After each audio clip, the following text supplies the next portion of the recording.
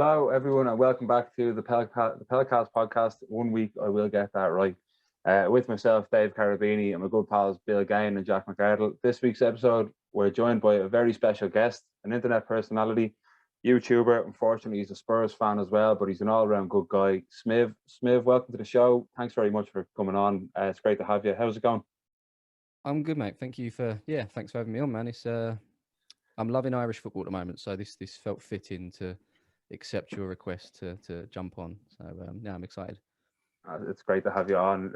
Just to have a few stats here for you. I'm not sure if you're much of a masochist, but YouTube, 129,000 subscribers, 17 million views, 41.7 thousand followers on Twitter, and just shy of 40,000 on Instagram. What kind of how does it feel for yourself looking at that at the moment? Like you're just blown up, really, hasn't it? It has, yeah. I mean, it come off of the back of another channel I was doing previously. So I ran a Sunday league side, which gained a lot of popularity online. And then I said to myself, I can't really be doing this for too long because obviously we're going to run out of legs at some point. We're going to be too old to play football. So halfway through that, I decided to start a second channel, which is the one that you just quoted there, and just started going to the football and eating food because I know I can do that for a lot longer than I can play football. So yeah, that one was a lot bigger than what my channel is now, but I would hope with time we could push on and get better numbers. But yeah, no, it's crazy to think that you can literally go to a football match and record a few clips and speak over the top of them, and thousands of people sort of want to watch it. It's a strange one, but it seems to work and people enjoy it. So I'll just carry on until that day stops. Yeah, absolutely. Look, it's mad looking. I mean, that other channel that you're talking about, Palmer's FC. I think myself and Jack have both watched it regularly. There's a bit of an outsider to the YouTube world, so he probably hasn't seen as much. But I mean, 240,000 subscribers on that. I mean, it's mad how. I mean, you guys started it all off, really, wasn't it, with the Sunday League content on YouTube? In a way, yeah. I mean, there was always like, your odd clips batting about of like some guy's free kick, just sort of what felt like filmed like it was on a potato for like an old Nokia or whatever, uploaded 10, 15 years ago. But no, I would say we were the first to sort of tell a story of the ups and downs of an amateur team. And I think the reason that caught on was A, it was the first thing that they'd seen of that, and B, it was probably so relatable because we've all played Sunday League football at one point of our lives. I think everyone just tuned in and was just wanting to see what else happened. And luckily, throughout those seasons, we captured some amazing moments and some obscure moments and some viral moments, as a lot of people have seen as well. So it's yeah, that went down really, really well. But yeah, this is my main focus now in terms of just exploring the world and taking one country at a time and trying to take in the culture and visit different football grounds, because I've done plenty of English stuff, and the want and need to go and see more of that, but with a twist, excites me. So, I mean, I've done Italy, I've done Spain, done Ireland. People were batting on at me to go up north and do Scotland, but that will come. But yeah, for some reason, I was just drawn to Ireland just because of the Summer League. I'm not used to, May comes and football ends for me, but and so does my channel, and so does my income. So to see that there's a league out there that runs through the summer is like really refreshing, and it allows me to still upload videos and still earn some form of income during that. So yeah, I'll definitely be popping back over to Ireland. I wanted to do it during the football season just to establish myself. I didn't want to do it to sort of say, oh, I'm just going to use Ireland now as a way to just get through the summer. I genuinely wanted to come, and I did that. I could have gone to so many English games, but I chose to come over to Ireland during our football season and see what it was like. But loved it, really loved it. Yeah, I mean, you went to Cork, you went to ShamrockRovers. I myself, I'm a Drogheda United fan. Jack's a Dundalk fan. There's a big rivalry there. It's the Louth Derby is what it's called. So it's Louth is the smallest county in Ireland. So Drogheda, Dundalk, they're the two big towns there. So that's probably could be a game you might want to go see at some stage. But yeah, definitely. I think we're playing in July at some stage. But yeah, it's you've been to over 100 grounds. I'm just looking at it here, like a few bits written down. Over 100 grounds over the last few years. I mean, that's some going. Like, and you look at the grounds you could get to over here. For us, Me personally, United Park, Head in the Game Park is what it's called at the moment, as a part of a mental health initiative. We actually have an episode coming up on that soon. Oriel Park is another one, Dundalk. You could go to Dalymount, which is the oldest ground in Ireland. It's probably the most famous League of Ireland ground. It's where Ireland used to play their home games and things like that, and it's due to be redeveloped soon enough. What would be the next League of Ireland ground that you're looking at? Like, have you made any plans for that at the moment, or?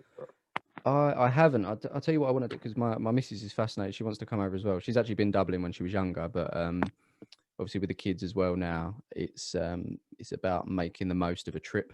So I know that, is it Sligo? They play on a Saturday, isn't it? It's Sligo or Sligo? Sligo, yeah. Sligo. They play on Saturdays, from what I can tell from the fixtures, or a lot of the time they play on Saturdays. So I'm thinking I could get over and do a Friday night game and then go and see them on the Saturday. So that's two sort of done in one trip, and then maybe make the most of the weekend and stay on the Sunday and maybe go back on the Monday. So I think that might be the next one, but I might just get a odd one in before that. Let me just have a look at the league table. Actually, I was going to, because this is the thing. I could just come over and do the biggest derby and the biggest games, but that doesn't interest me. And from a series point of view, like where we rate the experience, it's more about rating the experience on any given day.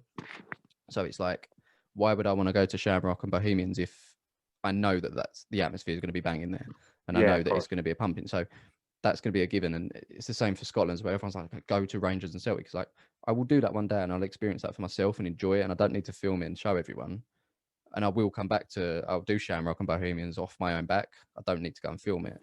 What I want to do is I want to find grounds or teams where an average day, it could be an average day out, where the game doesn't necessarily mean anything, but if the fans are off the chain and the food's good and everything's pumping, then for me, and to telling my viewers, who a lot of them are quite American as well, they look at my videos as like a catalogue, and they're like, okay, well, when I leave America and I come over to England or UK or wherever, I'll go here because Smiv said so, or Smiv did this. And so I kind of use the series as a bit of a catalogue for people that are thinking of going on ground hopping or wanting to see other grounds. That I think go into an average game. If the average game is banging, that would suggest that that's a good team to go to.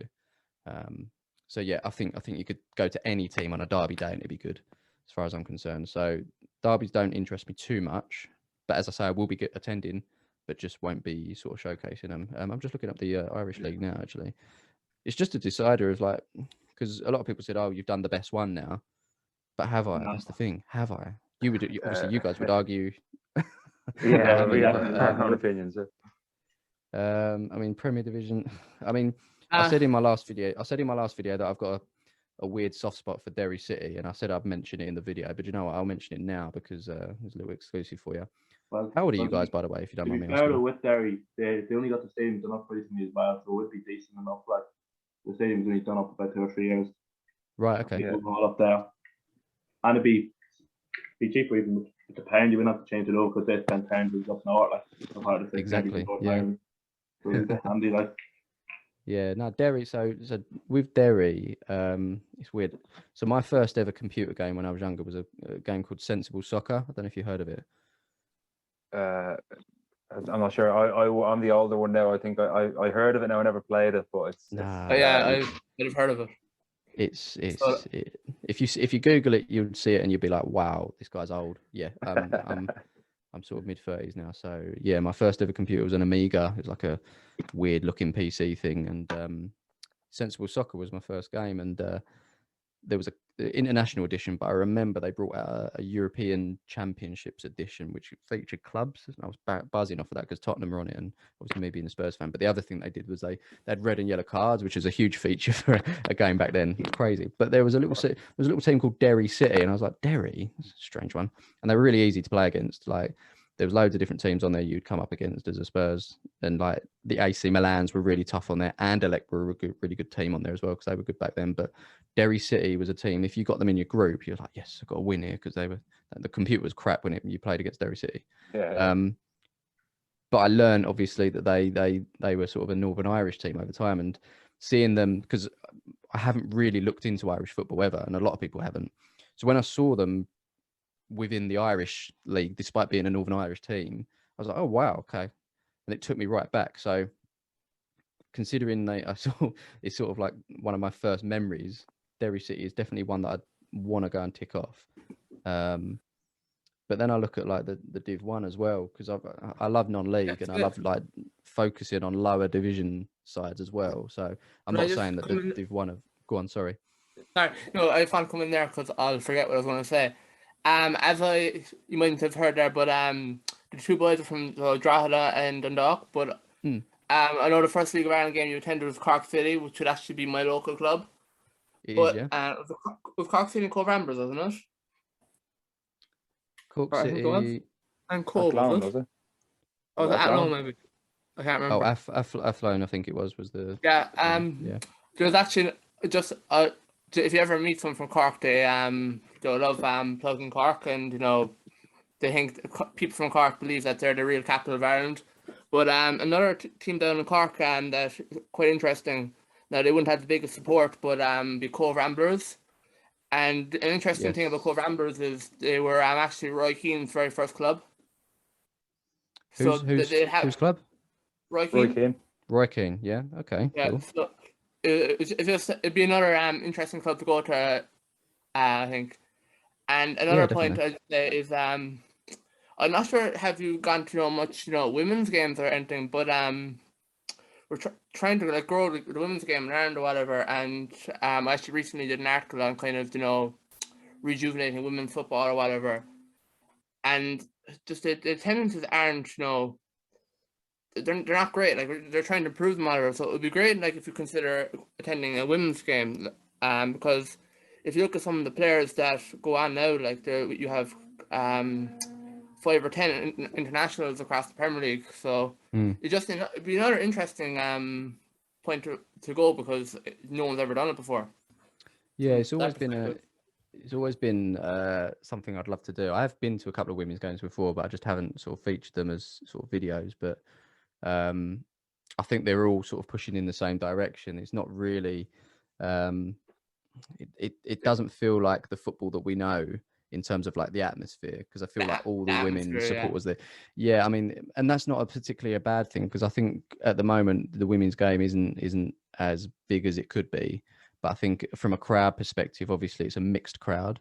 It's normally a family orientated crowd as well, so it's going to be a little bit more tame. But I think everyone's just there to support the game for the women, rather than it obviously they've got their clubs that they want to win, but as I say, it's a mixed crowd, and I think everyone's just pushing the same direction to get the women's game seen and heard more, rather than creating rivalries at this point. So yeah, no, as I say, that was the vibe that I got when I went, and quite a good standard as well from what I saw. It was Man City Arsenal, so yeah, I mean that's going to be the higher end of it, obviously, but. The Irish captain actually plays for the Arsenal side, I think. Katie McCabe, yeah. Right. Okay. Cool. No, that's cool. Yeah. No, it's definitely something I should really feature. Given the platform I've got, I should really be getting out there and doing some more women's stuff, to be honest. But yeah, no, it's a good suggestion. That I'll have a look at it. And in terms of is it Cobble Ramblers? Because I always base so far I've based my my teams on I can fly into a certain airport and get to a game within half hour. So essentially, how far are they from Cork City Airport? I'll tell you exactly now. I'll check maps. Nowhere's that far from anywhere in Ireland, really, to be honest with you. No. I think the furthest trip you'd have, really, if you're coming from Dublin, would be 3 hours. Like I did it this year. Like I learned how to drive last year, so I learned how to drive. I've been driving for years, but I only got my full license last year, so I started going to the longer trips. And you're funny that you mentioned Derry. It's actually the longest trip that I've done since I got my car. Okay. I went to Derry at the start of the season. Dropped to Derry on a Monday night. There was only 11 away fans there.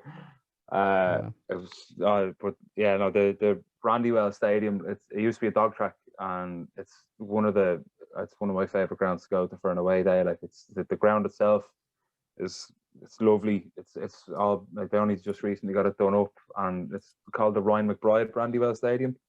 Ryan McBride was their captain in 2017, and he sadly passed away. And while they were getting the ground done up, is when he passed away, and I think he would have only been about 27, 28 when he passed. And so they named the ground after him, and he was a Derry fan. He's famed for saying, you know, all my mates grew up having dreams of playing for Man United and Liverpool. I had dreams of playing for Derry City, and he managed to go on and captain them. So again, like that's Derry is it's for me, it's a great club. I've seen them play, you know, loads of times, because for me, I just love going to games like yourself. If Drogheda are playing somewhere that's too far to travel after work on a Friday, then I'll just, you know, hop down to, like, I work in Dublin, I live in Dublin, so there's always games on around. I could go to UCD, or I could go to Bray Wanderers, ShamrockRovers, St. Pat's, Shells, Bows, whatever. Like, so it's just great to get out and see a game every Friday night. Like, and it's a Friday night as well. You know, it's the start of the weekend. You get out, you know, throw a couple of bets on, grab your, you know, your chips and burger or your curry chips or whatever, and, you know, you just have a bit of a laugh. And, you know, some lads like to go for a couple of pints before, a couple of pints after, and, you know, it is like, I think that's something that's unique about the League of Ireland, is that it's predominantly Friday nights. And I rate it. I like the Friday night thing. I think it's really cool. Yeah, it is. It's like, I've been doing it for about 15 years now. I've been going to games, and it's, you know, I go to games every Friday, and it is great. Like, you get to meet new people, you see different environments, and, you know, especially in Dublin, there's so many different, you know, there's such a class divide in Dublin. But once you go down to the football, everyone's in the same. You know, there's working class and middle class, upper class. Once you're in the ground, everyone's the same. Like, we're all on the same level. Yeah, exactly. So there's no kind of discrimination that way. It's great, and I think it's something that people kind of miss about supporting the league over here. I'm sure you saw when you were over, was a big problem with the promotion of the League of Ireland. Is, you know, they're up against the Premier League. So for us, we see more Man United and Liverpool jerseys at a League of Ireland game than you would at the two teams that are playing, which for me is bonkers. But, you know, it's one of those things that we call ourselves the greatest league in the world, because so much mad shit happens at the League of Ireland. Like, I've been at games where the stadium announcer has called for someone to give him a shot of a Samsung charger at half time because his phone is about to die. Like, and you know, you wouldn't see that at Old Trafford. Like, no, absolutely not. And the thing that I took away from it was it gave me at certain points, a lot of points actually, because I've done so many non-league games, and it's something I'm so passionate about. The League of Ireland, it gave me non-league vibes, but it obviously isn't. It's an established league. It's essentially a Premier Division and a Division 1. But it gave me the vibes of non-league, and this is the question I have asked both clubs or fans of both clubs, like, where, if you were to come over to the English pyramid, where do you see yourselves? And the Cork lads were very, very confident in the fact that they could compete in League 2. Oh, stop. And the Shamrock guys were very confident that they could do League 1. And I thought, okay, they're probably a league. Both of them are probably a league higher than they expected. I think, having seen so much non-league, I felt like Cork and the way they played, and obviously they was against another. I think they were bottom of the league, and they flown, so it wasn't really the showcase, but bottom of the bottom. So I felt like Cork would probably be more of a national league north or south side, and then Shamrock maybe League 2. But you may disagree, but it's just where I've seen so many teams play, it just felt like the standard was around that level. But I mean, they love their teams, and they obviously think that they can do better, and they're only ever really able to compare it to the teams that they're playing every week. So when you're winning and you're doing well, I think you do gain that confidence, and you do think that you could well be better than you are. And I guess any given game, I mean, Shamrock do it in Europe. They've competed against some big teams and not been outdone. I mean, they've lost, but not really been outdone to the point of, I mean, I think they played, I had this little tour with one of the guys. I think they played Real Madrid. Wasn't a whitewash. And 1-0, yeah. So it's, you know, I don't know what the Real Madrid side was, but at the end of the day, it's like Ronaldo and Benzema played. Well, there you go. So like, I suppose, like, you go on, but we say the thing I like about the league so much is how, you know, accessible the players are or whatever. Because I know. So like when I would have went to college with players before who went on to captain Cork City and are now playing in the Scottish Premier League. I know Dave knows players that came through with Drogheda and they're now in Crystal Palace Academy, I think. Killian Phillips. Yeah, Killian Phillips. Yeah, he's doing well over there. Okay. Jack would be friendly with one of the Dundalk players, probably one of the up and coming players in the league, Ryan O'Kane. So like the one thing about it is the players are so accessible or whatever, and like you get to see the players starting at, say, the National League or whatever, and they go on to play professional. And I think just one more thing. I think the one thing that might stop the League of Ireland or whatever is, and we're going about standards. Like the winner of the League of Ireland gets €100,000 a year for the national winners. So like the funding in Irish football at the moment isn't there in the structure. So I think when ShamrockRovers do have a wealthy backer now, but when ShamrockRovers fans and Cork City fans say they'll be in League 2 or League 1, I don't think it's necessarily wrong. Like I think while you might have attend more matches than us, I think it's more they would be operating at that level if they had infrastructure and actual financial backing. Because again, if the team winning the league is operating off 100 grand for a prize fund, you can guess that if you're coming with a fifth in the first division, which I think where Cork City came last year, you're getting but maybe 5 or 10 grand. So like to operate on that sort of budget is nearly impossible, to be honest. Absolutely. But like I think it's more the lack of backing that is stopping the standard in Irish football more than anything. Like I think if they got the same backing as the League 1, League 2 sides, I think you'd see some serious sides. But I think we overachieve in that sense, the amount of players that go on to play in the Premier League. Yeah, I agree with Bill there, to be fair.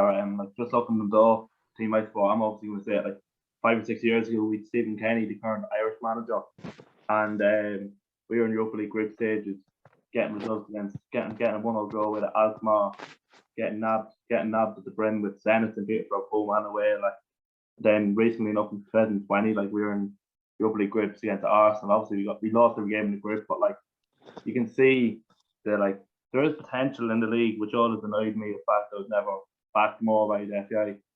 It's just like you have teams there, like obviously we done well. Rovers were in Europe in 2011. Like, they played against Spurs actually. You probably remember it. Yeah, I do. Yeah, like Harry Kane made his debut. Harry Kane's cross goal, wasn't it? It was, yeah. Yeah, like you see like teams like that. Like I think pretty sure Rovers was it 2-1, was it? 2-1. It's 5-1 at White Hart Lane. I don't know what the score was. Oh, 5-1 was it? 5-1. I thought it was 4-1 for example. I just knew Rovers scored. Stephen Rice scored for Rovers and put them 1-0 up. Remember that? And then I remember that. Then Spurs just absolutely battered them after that. I thought it was a lot closer. My bad, but like you can just see like there is a bit of, I don't know, like a few Irish teams have been known over there. It's just a pity like that there was never the financial backing between it. Like, but I can understand Rovers fans saying there's the League of 1 and all. I could see, if you ask me, like personally, I think League of Ireland Premier, I'd say Rovers, Dundalk, Derry, probably them three, maybe Pats as well, probably operate in League 2, League 1. I'd say, and then the best of the rest would be probably low League 1 or National League, I'd say. But like obviously I wouldn't have a clue about lower League England. But as you say, give those teams a bit of financial backing, and then obviously you're operating within your means at the moment, so fair play, you know. So it's money talks, and that's what I hate about the modern game. It stops clubs and players, and well, it's just changed the game completely. Money, you know, you just look at player loyalty these days, and I get it. Like you're going to have some really, really talented Irish players that have obviously made it to the Premier League. If the money was within the Irish League, would they need to move? Do you know what I mean? Would they want to stay at home and play for their home clubs? And with that money comes back in and promotion, and it's just it's a wild animal when when you put that behind it. And you might find that the people within Ireland start taking notice of Irish football more so than the what they see on the TV and what's fed to them each week, which is obviously the Premier League. So it's a shame, will it change? I don't know. I'm sure that's the question that you guys are constantly asking, and probably wondering how you get your league to be more or taken more seriously from an Irish perspective. I think it starts at home, doesn't it? Really, you want to get Irish fans watching Irish football. Yeah, I mean, look, I've been following the league for, as I said, 15 years, and you can see it kind of goes up and down. And the problem with it is, as you say, player loyalty. Player loyalty has never existed in the League of Ireland at all, like ever. It's madness. Like our top scorer of all time at Drogheda, Declan O'Brien. When we got financial trouble back in 2009, he went to Dundalk, who were our biggest rivals. You look at Bows and Rovers, who are that is the Celtic and Rangers of Irish football. Yeah. And the amount, like, Rovers have signed Bow's best player for the last 4 or 5 seasons in a row. Yeah, so they were telling me that. It felt very Bayern Munich, Dortmund, sort of that. Yeah. Dortmund being a feeder club to the main rival, it just didn't feel pretty right. much, but it's So it is something that happens regularly. Like, I think the biggest thing of like player loyalty that I've seen in the League of Ireland for the last few years was James Brown, who played for Drogheda last year, was offered a contract with Dundalk and went to Blackburn because they offered him a deal. So he's over there now, made his debut in the last game of the season. He's only a young fella, and he's they're ranting and raving about him over there in the under-23s. But again, you're looking at it from a point of view of, we have players that are going over to play an under-23 football in England rather than playing senior men's football in Ireland. Yeah. And I mean, I've always looked at it like Paul Cook is a manager. I think he's with Grimsby at the moment. He might be somewhere else. I'm not sure. But I saw him, and he was managing someone the other day, and he was he left Sligo to go to lower league England. I mean, for me, I know money talks, and there's probably a lot more money in League One, League Two, but Sligo Rovers are a team that are regularly competing in European football. And I know it's only the qualifiers, but surely if you have an ounce of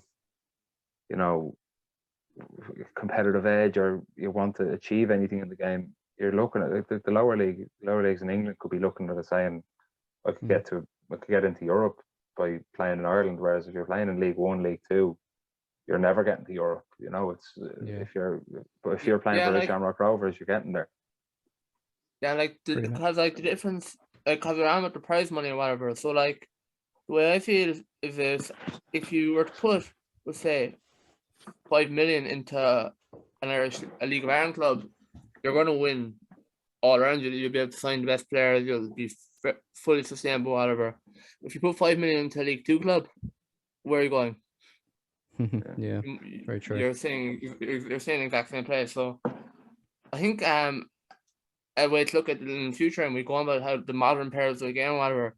But if investors want to actually get into Europe, the League of Ireland is such an easy hit to get into Europe, I think. I was going to say, I mean, you see all these owners coming over now and essentially just playing with football clubs, didn't you? So it'll be a much cheaper way to get involved by doing an Irish league. And you know what, and it's not even like to be patronising to the league. It's like it obviously needs investment, and if the league aren't going to do it, then why not get people that want to get involved in football clubs and have that chance to get into European football as well? It makes sense. And we had it a few years ago with like the big sort of oil tycoons taking over all these Chinese clubs, and you saw these huge personalities going over to play in China. I could, if it was to happen in Ireland, I could see the similar sort of thing happening. Like, you look at like Hulk, who was like a Brazilian international, midway through his career has decided to just hang up his boots essentially and just go to China and get a payday.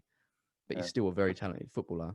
Happened in Russia as well. All these players going over to Russia, like 27, 28, and they've still got years left. They're in their peak. They've just decided to go over there for the money. So if that's what it takes for Irish football to get noticed, I wouldn't say no. Absolutely not.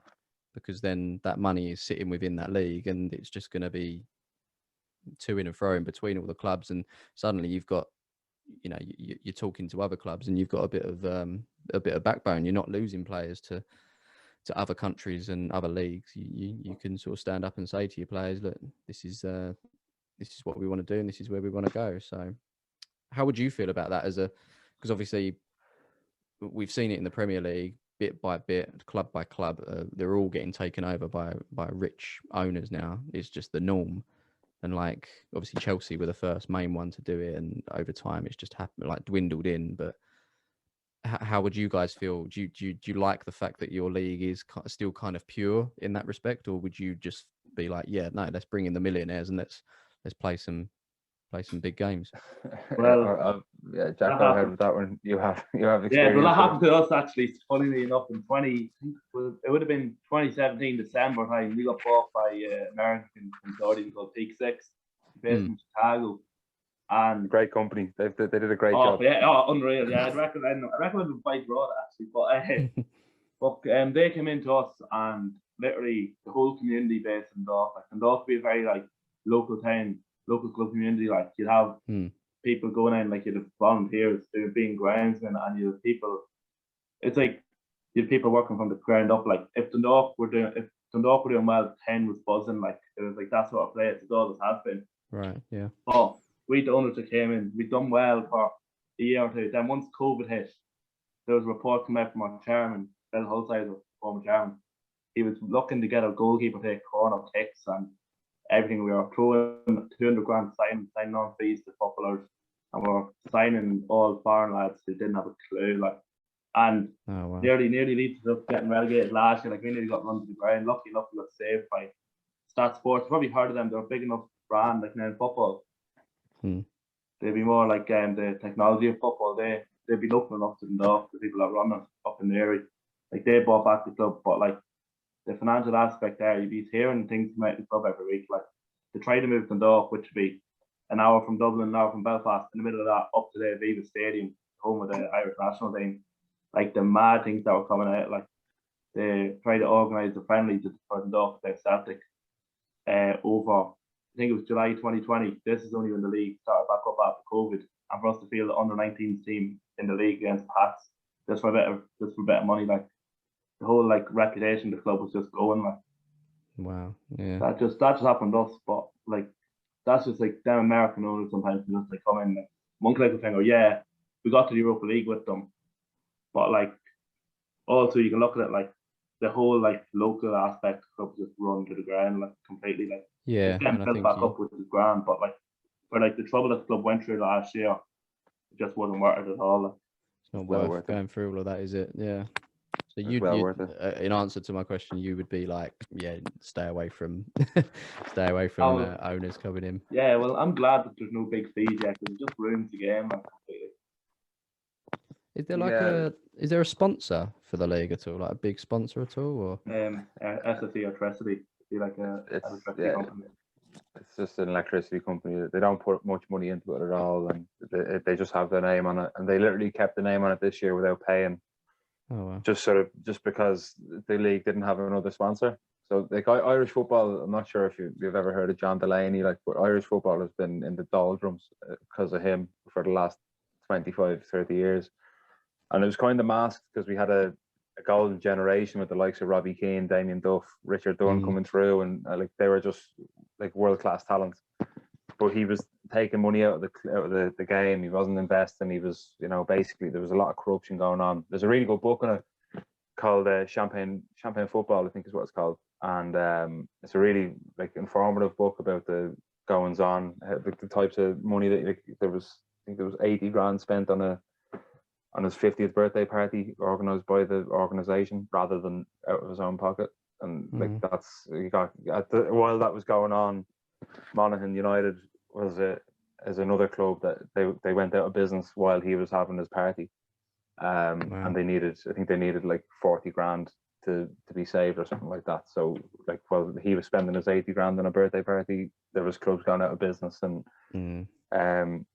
it's a long history of that kind of stuff going on. Like to answer your question about bringing millionaires in over here, it's a mixed bag really. Like on one hand, you'd love to see big investment coming in and the likes, but you have to have people that actually want the game. Like you look at the Leicester owner before he died, he actually wanted the community to grow, whereas over here you get a lot of people coming in to use the league as like a match fixing thing. Like I think there was a few players a few years ago that were done for match fixing, playing for Athlone.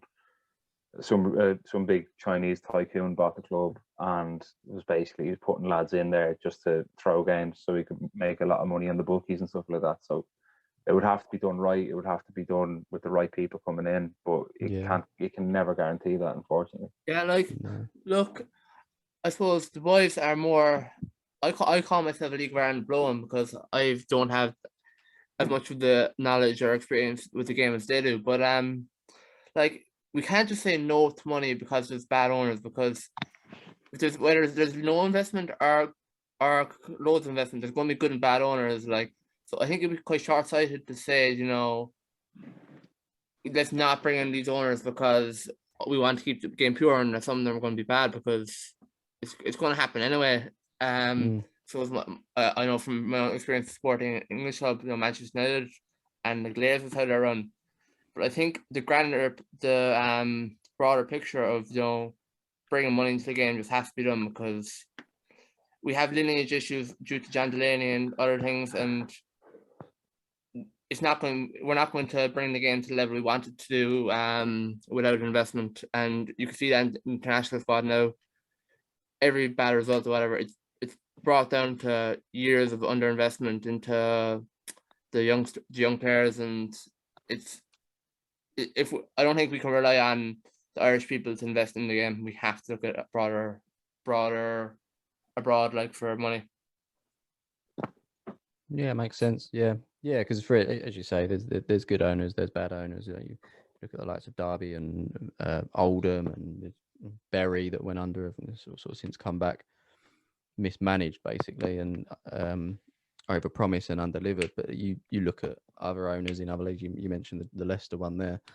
There are good owners out there, and I think it's there needs to be, just from an English point of view, if you bring in owners to run a football club, you've got to.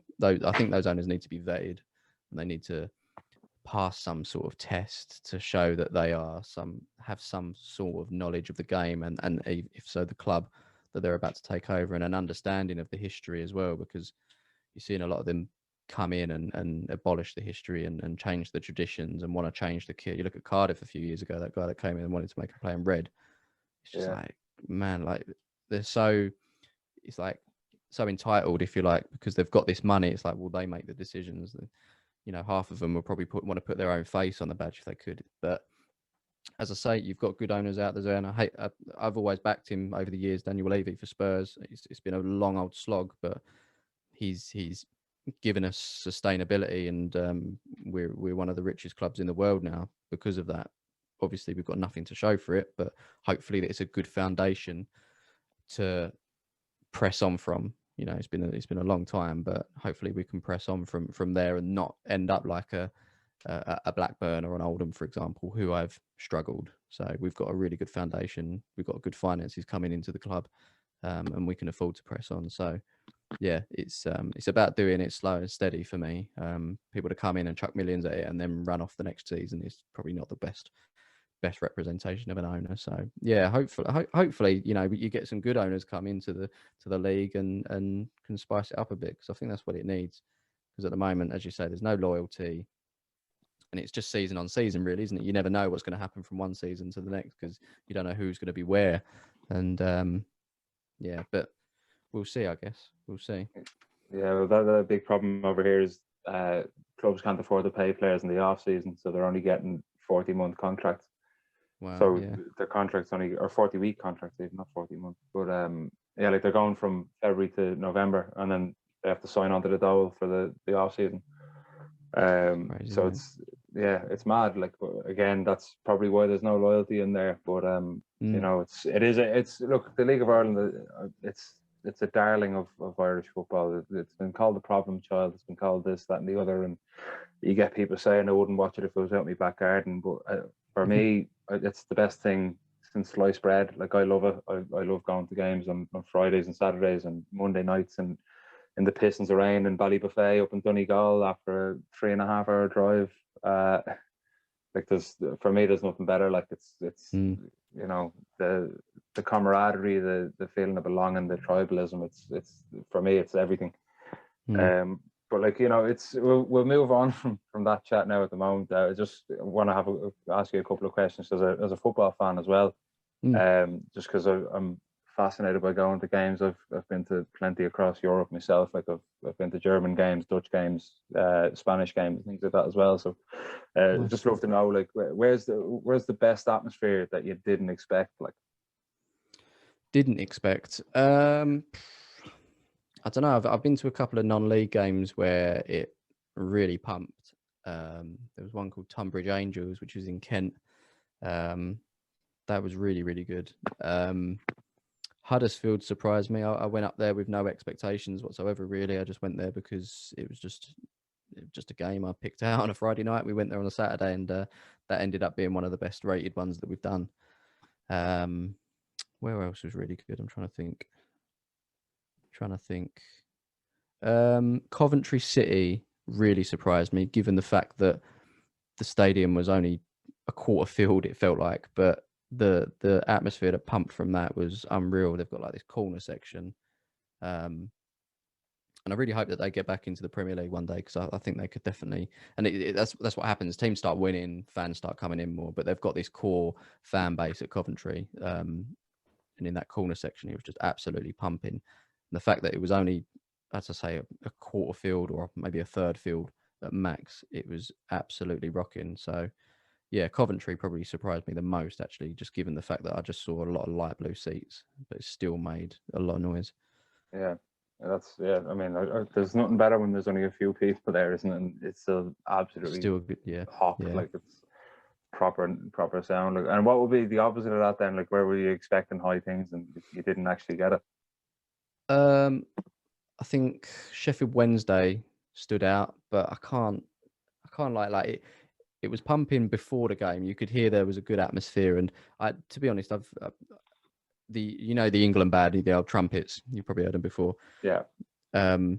I did not know, and I didn't put two and two together, but I did not know that is the Sheffield Wednesday band that they've got there is actually the band that they use for England. I did not know that. So I came there and I was like, wow, it sounds like we're in an England game. Got in and it was. I was like, Jesus, one thing I didn't know. So you learn something every time you go to a new football ground. But yeah, and it was just rocking before the game. And they played Derby. And within 10, 15 minutes, they were 3-0 down, and it literally just killed the vibe.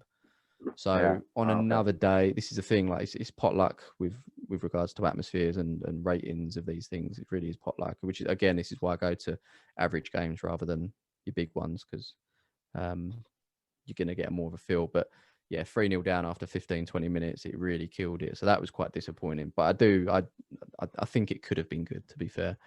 There's a lot of Premier League games I've been to. West Ham really always disappoint me every time I hear them, but that's just that stadium for me, the London Stadium.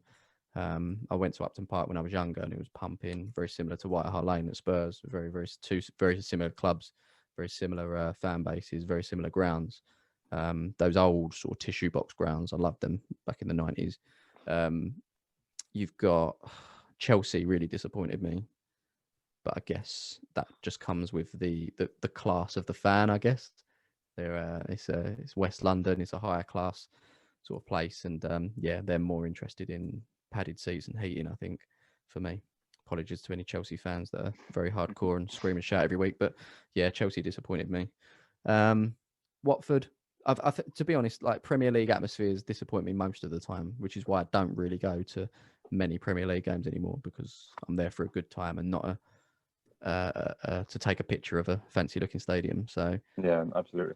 Yeah, it's I'm quite vocal on the fact that I'm not a huge fan of the Premier League. I do happen to support Tottenham, who happen to be in the Premier League, and I'll scream and shout when I'm there, but it doesn't excite me as much as like non-league, and as I say, like League of Ireland now gives me very non-league vibes. Just how you say that you can be quite paddy with the players, and like I think when we went to Cork, I went to the pub afterwards. Was it the Corner Flag? It's called. I think it's the pub there. A couple of the players were in there after the game, just having. I don't think they was having a beer, for context. I think they were on orange juice, so I'm not getting anyone in trouble. But yeah, just what I mean. That interaction with players, I think, is very, very similar to what we see at non-league every single week over here. So I think that's why I love it so much. Why I've gained an instant liking to it. But But yeah, Premier League clubs and top tier clubs generally are quite disappointing for atmosphere, I find, unless it's like a derby. But yeah, no, I get that. No, absolutely. No, I just noticed there. Sorry, just when I was asking about the best atmospheres, you didn't mention #United against Palmer's FC. No, it wasn't. Yeah, the kids that night weren't really screaming and shouting that night, unfortunately. It's the infamous night. No, I know. Like I remember watching it myself. It seemed like a bit of a proper non-league type of game between the two of you. Like it was just it was a weird one. What was the general feeling around that game? Like obviously it's one of the more famous kind of YouTube games. Yeah, I mean, coming into it, I think it was the viewers and the fans of the two teams that created this rivalry. Like we never really, both teams never really felt like we were treading on each other's toes, because we were representing Sunday League and they were doing at the time something completely different in terms of like it was like a FIFA seasons, but in real life, essentially. They were just like glorified friendlies at the end of the day. Yeah, and obviously since then they've made that jump and become a proper semi-pro team on the ladder. So. But yeah, at the time it didn't really feel like we were rivals, but with the internet and with YouTube, people get really invested in, they're spending hours and hours watching our content, so they felt very passionate about either us or them, and just comments leading up to it between the two videos and stuff were. It was like, yeah, who's going to win this? It was all these predictions, and people were just like spouting off different names that you'd never heard of about. Knowles going to do this and Jack's going to do that, and yeah, it's just like it's crazy to think that these people were like really, really invested. For us, I think a lot of people just assumed that we were quite a dirty side, because a lot of the clips that had gone viral for us were late challenges. So I think there was always that opinion that we were just a dirty Sunday League side. Well, we actually weren't, but it was just, it happens every week. There's late challenges, and I think they're the ones that people pick out, and that's what goes viral. For #, they were quite a squeaky clean side. Quite a nice bunch of lads playing on a 4G surface every week with, the nice kit, and they had all the tracksuits and stuff. And we were sort of like the scummy lads with nothing matched, and we were just doing these late challenges all the time. That was the opinion, I think. And ironically as well, we both played in Essex. They're from Brentwood, which is quite a well-to-do place, quite a nice area, and we were from Grays, which is just scummy. So it kind of did fit. The shoe did fit for both sides. But I remember coming into it. I can't remember Spencer's team talk, but I think the idea was to play our game and get stuck in and be as physical as possible. I didn't know this. So I've gone into it thinking, I just want a nice game. I want a nice collaboration, and hopefully we can both come out of it and really push this scene on. So I'm sort of like lads, just chill a little bit. I don't want like no dirty challenges. I don't want no like trouble or anything like that. Like tonight, it was a charity game as well. No one really remembers that aspect of it. It was supposed to be a charity game, but everyone forgets that. And it came out, and they really came out at us, and there was some quite nasty challenges. And I remember them looking at me and they're like, Smiv, can we like play now? Like, can we put it in? And I was like, so after 15-20 minutes, there was a few nasty late tackles, and they were being quite physical. I was just like, oh, go on then, yeah, get involved, like crack on. And that's what made it overboil. I think both teams sort of started biting. And I say it all the time because I'm trying to recollect it, but like, it wasn't even a feisty game. I think the highlights just made it seem a lot dirtier than it actually was. We come across that every single week as a team. We get people playing up for the camera. It's their 15 minutes of fame. They'll rather than doing something good, they'll just act up. And we used to get some nasty challenges on us every single week, and people just like, as I say, acting up to the camera and stuff. So, and that toned down over the years when teams got used to being filmed. But I think the biggest thing that came out of it was essentially me and Spencer obviously both created a video, and they came out and they both had their own narratives. It's like we were obviously quite, I don't know, I guess I was a bit of a sore loser with it, but I would focus on certain areas of the game where I felt like we were a bit hard done by. And Spencer obviously has won the game, and he's sort of only putting in highlights of where, you know, they've done really well. And I'm not saying that he put in highlights that made it seem like they were the better team. It was quite an even game. One half we were the better team, and the next half they were the better team. It was as simple as that. But the narration can really send a viewer down a different, even though it's the same game, it completely told two different stories. And that's when people came out and started comparing the videos. It's like, well, this happened. He didn't put this in the video, and he put this in, but Smiv didn't put that in. It's just like, oh, everyone's just calling us out for not telling the truth about the game. And the only people that could really say what happened there were the 500 that turned up on the night. And at the end of the day, they beat us. And I thought at the time, that's the end of us. Like that's the end of our channel. I thought if we beat hashtag, because they were a bigger platform at the time, because they obviously had Spencer's audience. I thought, oh, we could, not nick a few viewers, but like young people are quite impressionable. So if they see a team winning, they'll be like, yeah, I want to support that team. And it didn't happen. So we we just cracked on and went back to Sunday League, and obviously they've gone and done bigger and better things. But I've always said, like, I made no never hid about the fact that I'd love to have done what Spencer done. I think I've always dreamed of running a club and having an FA Cup day. That was always my dream, and he's living out my dream, I would say that. But we never really got to do it, unfortunately. It just I think I needed a lot more support, and I never really had that, unfortunately. So we just carried on doing Sundays, and obviously I wound it down this season, and we crack on with my personal channel. So that's brilliant. I mean, look, I think we're kind of just winding down now. Jack wants me to ask you a question. He's asked me to ask you this during the week. What's your go-to karaoke song? Probably Oasis, Live Forever. Nice. Good track. And I think Bill has one last. Bill, do you have a question there that you wanted to ask at the end? Yeah, I suppose, Smiv, first of all, just want to commend you on the work you do everywhere, and just thanks very much for coming on. I suppose my question to you is perhaps, or so final question, you've seen now 2 League of Ireland games, ShamrockRovers versus Derry City, Cork City versus Athlone. By definition, you've now attended more League of Ireland live matches than our so-called greatest fans in the world.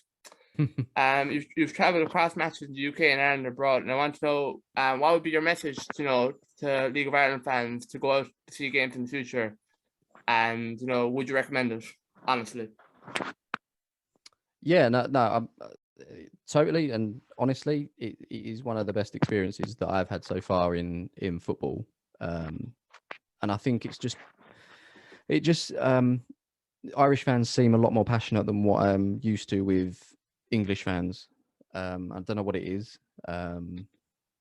I can't put my finger on it, but they just seem a little bit more crazy about their club than any other given fan that I've seen up and down the country in England. And I guess that's a compliment to the Irish, really.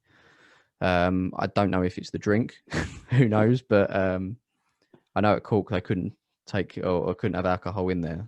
And I think it's the same. It might be the same for Shamrock, but I know you're drinking before and at half time as well. So who knows? But all I know is that the 2 times I've gone, I've been made to feel very, very welcome. And I don't think that's just because of what I do. I think I could have probably gone there anyway as an English fan and maybe just made a couple of friends and got talking to a few people. Everyone's been really, really friendly so far. I've already, like, just off of the 2 videos, I've had a few of my mates say, "Oh, next time you go over, I'd love to come over."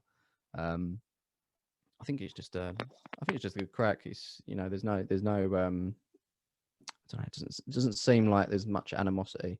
Don't feel like an outcast. I was made to feel very, very welcome when I came. So, and that's on both accounts as well. I know the Cork fans were a little bit put out because I rated Shamrock a little bit higher recently, but no, generally, like both times I was blown away. And obviously the standard of football doesn't really matter to me because obviously I love non-league as well over in England. So that's not the problem. It's the problem is the backing of it, I think. And if that can change, it could be a really, really exciting project. But until then, I'll just keep coming over when I can and enjoying it for what it is.